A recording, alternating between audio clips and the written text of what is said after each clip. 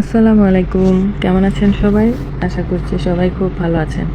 তো অনেক দিন পর আজকে একটু রান্নাবান্নার ভিডিও নিয়ে আসলাম, যদিও ডিটেলসে কোনো কিছুই শেয়ার করব না। তো রমজান মাস চলছে, তো ভাবলাম যে অনেক দিন রান্নাবান্নার ভিডিও শেয়ার করি না, এজন্য আজকে একটু ছোটোখাটো রান্নার ভিডিও শেয়ার করব। তো আজকে রান্না করছি হচ্ছে হাঁসের মাংস, সেজন্য এখানে আমি মশলাটা কষিয়ে নিচ্ছি, আর পাশেই হচ্ছে আমি ডাল বসিয়ে দিয়েছি।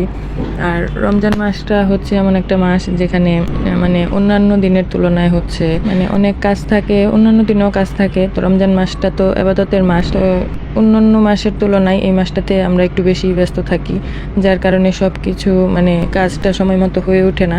আর সবচেয়ে বড় বিষয় হচ্ছে এই মানে রমজান মাসটা হচ্ছে যেই সময়টাতে পড়েছে তখন কিন্তু মানে দিনটা খুবই ছোট, যার কারণে সব কিছু একদম টাইমলি করে ওঠা যায় না। আমি তো একদম একা মানুষ, একা হাতে সব কিছু করে উঠতে পারি না, যার কারণে মানে সংসারে সব কিছু কাজ করে তারপর ভিডিও এডিট করে আর দেওয়া হয় না, যার কারণে বেশিরভাগ সময় আমি হচ্ছে এখন রাইটিং পোস্টগুলো দিচ্ছি। তো এই তো আমি এখন কথা বলতে বলতে মাংসগুলো মশলার সাথে খুব ভালোভাবে মিশিয়ে নিলাম। আর পাশের চুলায় হচ্ছে ডালটা তো হচ্ছেই, ডালটা হচ্ছে আমার 2 মেয়ের জন্য, আর মাংসটা হচ্ছে আমাদের 2 জনের জন্য। আর আমরা হচ্ছে খুবই ছোট ফ্যামিলি, যার কারণে খুবই অল্প পরিমাণে রান্না করতে হয়, আর রোজার সময় তো একদমই খুব অল্প খাওয়া হয়। তো এই তো কথা বলতে বলতে আমার মাংসটা একদম কষানো হয়ে গেছে। এর মধ্যে আমি হচ্ছে এখন মানে ঝোল দিয়ে দিব আর কি, পানি দিয়ে দিব।